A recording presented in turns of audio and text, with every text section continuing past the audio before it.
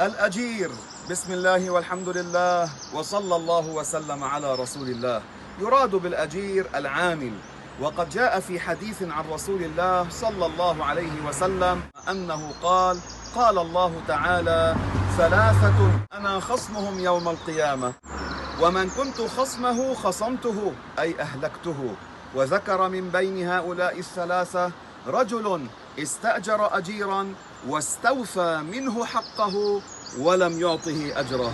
نعم يا أحباب، أعطوا الأجراء أجورهم، أعطوا العمال أجورهم، وخصوصا في هذه المحن التي يمر الناس فيها.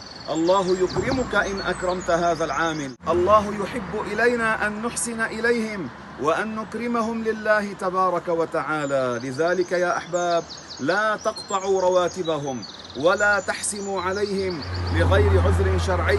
لله تعالى زد له، الله يكرمك. زد له، الله تعالى يجزيك الثواب العظيم إن أنت أحسنت النية لله.